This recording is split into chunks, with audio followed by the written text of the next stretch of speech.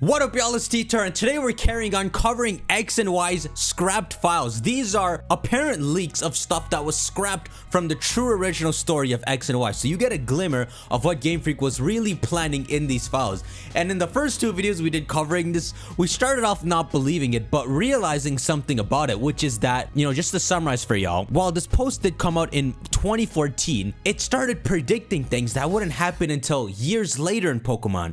So either the dude who wrote this just got really lucky making stuff up out of his ass, or this stuff is actual stuff Game Freak had planned. Some of the stuff here talked about what Team Flare originally was, what Mega Evolutions originally were, the original story, and what fairy types were supposed to be. These are some crazy things, and now we're continuing where we left off. But actually, here's something to note, right? So I've been trying to think to myself reasons this could be true or false, and one thing that came to mind is Team Flare, right?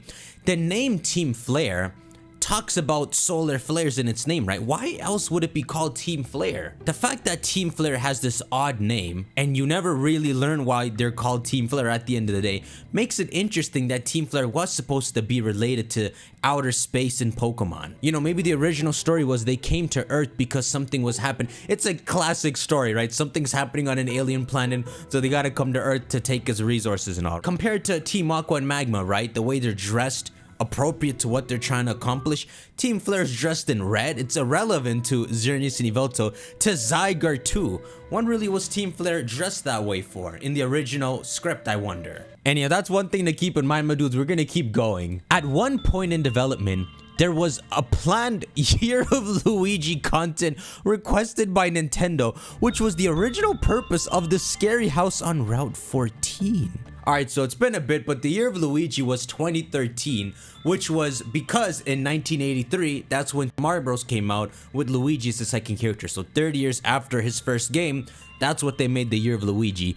So it makes sense, X and Y lined up with that, and Nintendo owns 1/3 of Pokemon. They could have legitimately requested something like this. It is very odd to have that spooky house there for no reason. Game Freak always does throw in a little bit of cursed scariness in games, but because the Year of Luigi was this big thing, it actually could have made sense that XY comes out in October and it too has a Year of Luigi homage in this house here. Here, I'm gonna open up Pokemon X and Y. Let's go to the scary house together. God, this place is freaky.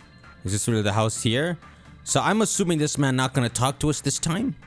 Some things are best left unknown. The truth is best carried to the grave. Okay, so when you first come here with Shauna and all, he actually tells you a story. Alright, so this is the story he tells you. It was a dark and stormy night many years ago. Lost, I arrived at this house and went inside. The lights would not turn on, so I fearfully looked around the house. Eventually, I made my way into the kitchen. There was no sign of anyone being there. I found the fridge, and when I opened it, a faint light leaked out. I could finally make out my surroundings, and I saw a faint outline of a man huddling in the corner of the room. I tried to tell him that I was lost and I was hoping he'd let me stay until morning. But when I approached him, the man suddenly screamed, "Stay back!" I apologized and continued to plead my case. "Please, can't you help me?" "I'm not talking to you," he shouted. I looked at the man in surprise. When I did this, the man asked me, "Can't you see them?" "Behind you." "A horde of faceless men." I'll be honest, that was actually freaky until that cheesy ass last line. Right, so in the final version of the story, it's just the typical scary story, right? Let's see what he says was supposed to be. The story the man would tell you would be the plot of Luigi's Mansion, with the game's theme playing. And in the end, Abu would actually jump out and scare the characters. Whoever XY Cider is, the person who wrote this, they made it so absurd and believable at the same time. The scary house was created, but in the end, the team decided the cameo by Boo would possibly confuse children who might think it could be caught in the game, and the cameo fell off. Are you sure? Cause in 2018, there was still the Marowak ghost and all. Bro, you could've just made it been a ghost type, but it has the Boo cry, and it'd be a more covert homage. With Nintendo eventually deciding to drop the idea of placing your Luigi content in the game. Bro, you could have just made it a hunter. Yeah, okay, you know what I'm talking about, right? The scary house had already been modeled, and the team liked the base idea behind it, so it remained without the Luigi Mansion stuff.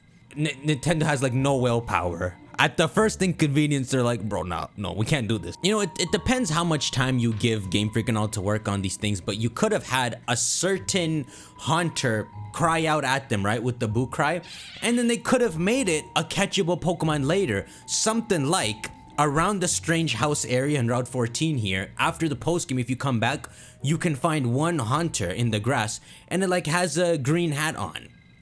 And it would, you know, like you have special Pikachu forms and all. They could have done something like that. It'd be a hunter with like a special move, and the hunter can't evolve, because I know Game Freak gonna be too lazy to make a Luigi's, Gengar, and Mega Gengar. But come on, Nintendo, what you mean? We don't want to confuse the kids. The idea of them not wanting to confuse the kids sounds more and more believable when you look at the games that succeeded this, right? The next gen, I mean, Sun and Moon. They literally held your hand very tightly through that game, with the cutscenes overlapping dialogue to ensure the kid understands what's going on, and then the flags on the bottom screen so you can mindlessly just play and get to the next area if you're not paying attention for some reason. So the notion that they don't want to confuse kids actually makes sense in hindsight. If this is true, Nintendo, y'all a freaking dumbass. It's so easy to get around this. Let's keep going. One of the original ideas for the gym leaders really early on was that they'd all be based on sport professions. In addition to Corina and Grant, who retained this idea in the final version. For example, the grass gym leader was a rodeo rider who rode go, and the ice gym leader, a surfer who surfed atop you can't surf on an Avalog. I can understand, that's the joke. In the end, this idea was dropped, and the gym leaders all had more diverse roles. This one is believable. Alright, so here's Grant. He's the second gym leader, rock types. Do y'all even remember him? And he does like bike racing. And then, you know, Corina, she got the roller skates. Honestly, the way the gym leaders ended up in the final product might be better. You got Viola here with the camera, Clement messing around in Prism Tower. The diverse roles might have worked better here. Honestly, that whole sports theme should have been used for Galar. With the stadiums and all, it just sounds perfect. Instead, we got freaking Kabu running with the towel. Alright, last one. Viola and Alexa were present in the original Aliens draft, with Viola being a ghost gym leader who uses her camera to capture paranormal occurrences.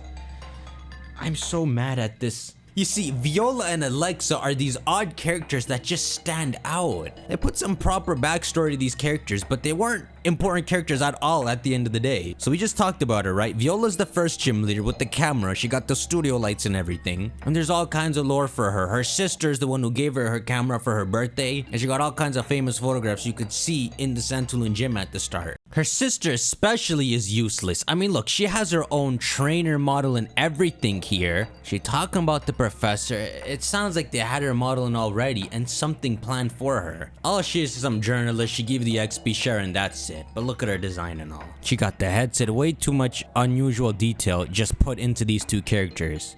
Let's see what Mr. XY Sider says. Viola and Alexa were present in the original Aliens draft, with Viola being a ghost gym leader who used her camera to capture paranormal occurrences. Okay, so this is the younger sister who's the bug leader right now. She was supposed to be the ghost leader, and that camera was supposed to be more important. Alexa, the older sister, was planned to be a missing character who disappeared years ago, presumably abducted. Fam, how far does alien stuff go? They abducting people? When the alien plot was dropped, Viola was still a ghost leader who searched for ghosts on film, with Alexa being turned into a more professional journalist. So I suppose they had the older sister's model made, and you would have found her at the end of the game. It might have been like a side quest type. So maybe you run into the younger sister as the first gym leader who's actually a ghost instead, and she'll tell you that her sister is missing, and then in the post game you can join the younger sister on something to finally find and save the older sister, Alexa. So when they scrapped that, and since they already had the model made, they just decided to make the older sister a random journalist in the story. And then Ghost was deemed too hard to be the first gym, so Viola was reworked into a more natural bug type photographer. That's not wrong. Ghost is a pretty hard first typing. They always try to make it. Well, Rock is too, bro. Remember everyone who picked Charmander against Brock? But nah, Bug is a very good introductory gym leader. The idea of an alien abduction is the opposite notion of aliens they were describing thus far. They were describing just aliens that already had everything they needed with these super weapons coming down 3,000 years ago. That's AZ. And then a second group coming down in the modern day to find AZ, who came here a long time ago, and the weapons he brought, which was Journey Sinivoto. But this is like the classic aliens take where they're abducting humans for some reason. I would think it's something, you know, this actually works, right? Especially since I'm saying it would be something in the post game. You would have already been through the alien song and dance in the main story, right? With your knowledge of aliens and all existing, you would then do this post game plot. And I think what you would find out is that her sister wasn't abducted. Maybe she's someone who found out Team Flare were aliens very early on, and so she got infatuated and was like following Team Flare around and stuff. Honestly, could be something cool where instead of putting her in the post game, when you get to the climax of the main game and you're in Team Flare's hideout, that you actually find her hanging around in there. Imagine this was true and the Game Freak team now, looking back at what Alexa, the older sister, did become, this screenshot of her just giving you the XP share. How disappointed would they be that they had to scrap the whole true story like that? Since Team Flare was supposed to have this Men in Black vibe initially, right? According to this, maybe it's something like the older sister crosses paths with Team Flare and actually is so infatuated she wants to join. And so when you do go to Team Flare's hideout in the climax, she's one of the admin types that you would fight. And she talking to you like, what are you doing, guys? No, Team Flare is good. You gotta let this happen. And she battling you. That's actually a pretty fun answer to learning about a missing character from the very first gym leader, to get like 6 gym leaders later and at the climax of the game and you finally meet her and find out where she went. That's pretty cool. Make sure y'all shank that like button. We got a bit more to go through for this X and Y scrap story. It seems so believable. I don't even know what to think. I'm sure by the time we make it to the end of this, we'll have a proper idea whether this is a hoax or not, because I'm gonna be able to pick up on weird things in this. But so far, this crap looks so believable and it's pissing me off. But yeah, we'll see. I'll see y'all in the next one. Take care.